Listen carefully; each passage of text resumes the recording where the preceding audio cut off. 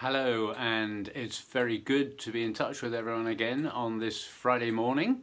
I hope that you've had a good week.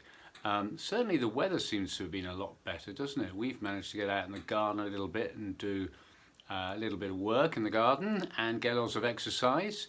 Certainly it makes you feel a lot better, and there are definite signs of the spring emerging now. So from nature's point of view, that's very exciting. And of course the progress that's being made with vaccinations as well means that things are just looking a little bit brighter than they have been for a while. Although I've lost count of the amount of people that I've spoken to this week who have used the phrase Groundhog Day. I know that you'll know the same feeling. I don't know whether you caught Coral Evensong this Wednesday, which was a recording. They're all recordings at the moment really, from St John's College, Cambridge. And if you did, you will have heard Allegris Miserere. For me, a sure sign that Lent has arrived. So it was always lovely to hear. Always sends a shiver down my spine, that piece. So simple in a way, and yet so evocative. Anyway, I gather that a good number of you, because I had quite a few people send me messages to say that they really enjoyed the Haydn last week in Sane Vane Cure, and quite a few of the St Mary's Choir people saying, oh, we really must do that piece. It doesn't look too hard. So I hope that perhaps in the next few months, when we can get back together again, that we might explore it and do it. And I'll dust off my copy and see if I can remember how to play it. But that should be fun. So how did you get on with Quickfire 5 last week? One or two slightly tricky questions and one or two slightly misleading ones too. I don't know whether you're feeling confident or not, but here are the answers. The first question, I wouldn't have answered this correctly actually. The first question is, which cathedral in the UK has the longest nave? Not the longest whole cathedral, just the longest nave. And I would have said Winchester myself, but it's St Albans. St Albans is the longest nave. I can't remember exactly how long it is, but it's pretty long. Question 2, and this was a slight trick question. Who holds the position of Master of the Queen's Music? Currently, that is. Well, the answer is Judith Weir. So the trick is that she's the master. Can a lady be a master? I suppose so, but it's Judith Weir. Question number 3, which famous hymn writer wrote When I Survey the Wondrous Cross, Jesus shall reign where'er the sun, and O God our help in ages past, amongst other favourites? And the answer, of course, is Isaac Watts. Wonderful, wonderful hymn writer. Question number 4, which Methodist preacher rode over 250,000 miles on horseback when he was doing his preaching? Not all in one go. The answer is John Wesley. And finally, which composer appeared on a £20 note until about 2010? Moustache. The answer was Edward Elgar. How did you get on? Anyone get 5? Congratulations if you did. So here are 5 more really obscure questions. Question number 1. Which former member of the King's Singers, who's also a composer, which former member directed the choir of Magdalen College, Oxford for a good number of years? Who was that? I'll give you a little clue. He's a tenor. Question number 2, for those of you who enjoy the Psalms, and this was always one of my favourite verses in the Psalm. In the Psalms, which area of the Holy Land was described as my washpot? Think about it. Great, great verse in the Psalms, that one. Question number 3. Do you know which well-known musician and organist founded the Royal School of Church Music? Who founded the RSCM? Question number 4, for you history buffs. Which 2 cathedrals have surviving copies of the Magna Carta? There are 4 surviving copies of the Magna Carta, 2 in the British Library, and 2 of our cathedrals have them. Do you know which cathedrals they are? And finally, very simple one. How old was Mozart when he died? Do you know the answer to that? So there we go. That is Quickfire 5 for this week. Good luck, and I hope that you get all the answers right, maybe. As ever, at this point, it's time to point you to our website, www.swanishteam.com, where you can find the liturgy for Sunday and other information going on in church at the moment. And I noticed from John's blog that there's a super new fancy donation machine at the door, so that you don't have to fish around in your pocket to give money now. You can just go in, tap what you want, and then put your card up. Technology arrives in Swanage. It's exciting, isn't it? Good. So for my recommendation for this week, I won't be able to beat Insane Vanicure. Well, not from popularity necessarily, but in terms of beauty, this piece does beat it. We're into Lent now, and of course in Lent there are so many wonderful pieces to choose from. But this is one of my favourites, and I said to you, you might have listened to Choral Evensong this last Wednesday. The Allegri was at the Psalm, but the anthem on Wednesday is the piece that I'm going to point you to this week, which really is one of my favourite pieces of all time. Here it is. Don't know whether you can see that. It's by William Byrd, one of our greatest composers, of polyphonic composers. Byrd was organist for a number of years at Lincoln Cathedral, and then he went to the Chapel Royal, where he was a singer and an organist and ran the choir as well.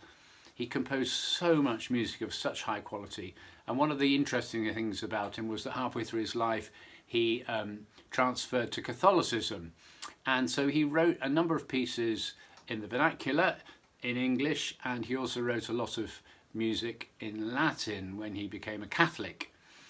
And this piece, that Lenten piece that I'm going to point you to, Neas Caris, was written in Latin in his Catholic period in the late part of the 16th century, and it is widely regarded as one of his finest compositions ever.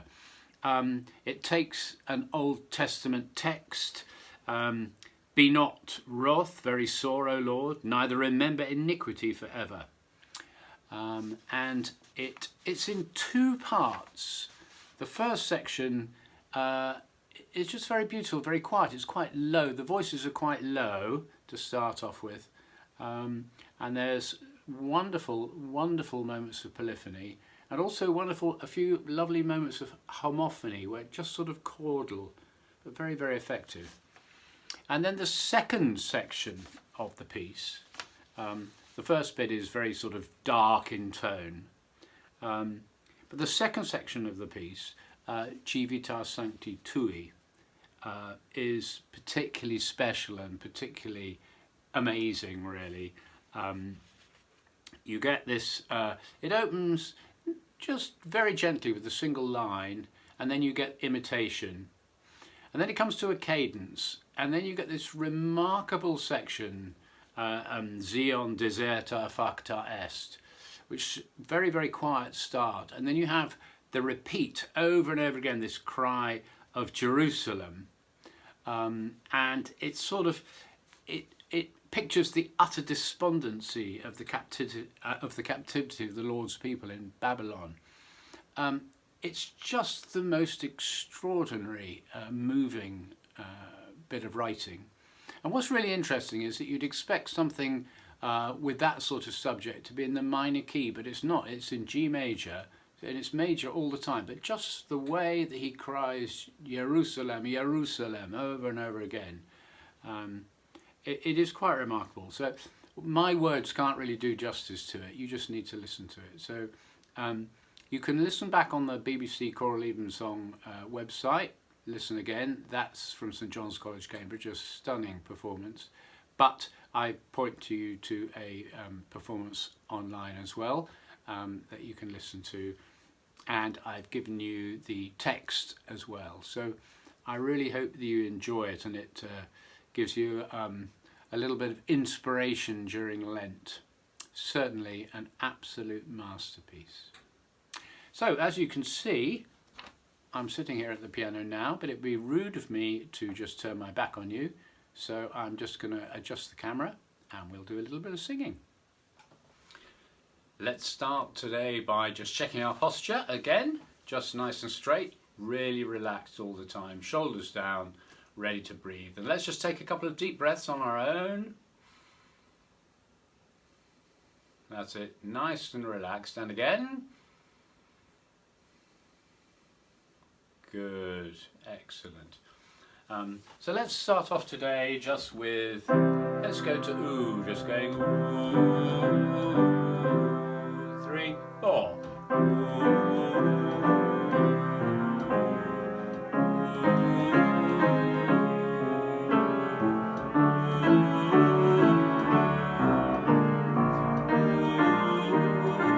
And let's change to E. E.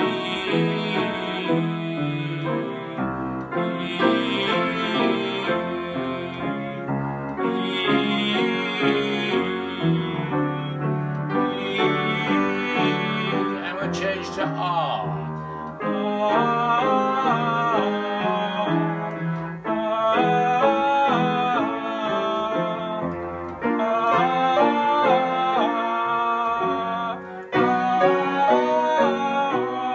One more.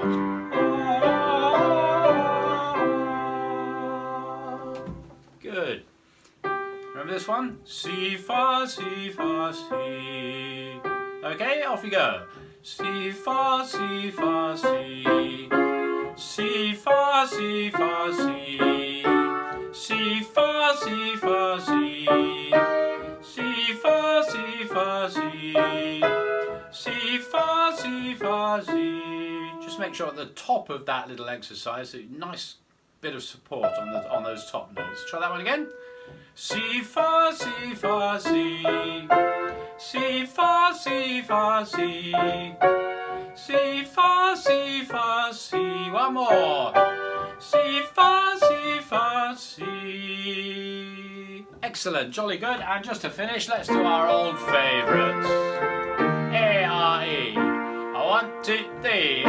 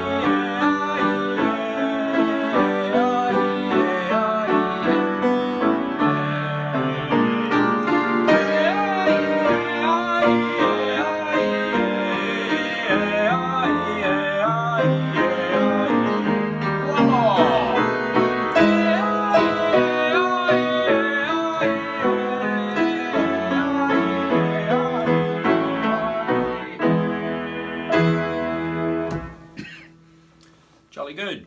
Hope you managed that all right. Sounded good to me from here. Not so good as mine. I mean, mine wasn't so good rather. But there we go. Anyway, I hope that was useful to you. I hope that you will enjoy the bird piece today. I can't very well say to you have a happy Lent, but have a thoughtful Lent, and I will hopefully see some of you quite soon. I'm not on duty this Sunday, but I will be along soon. So in the meantime, stay safe, stay well, and have some fun.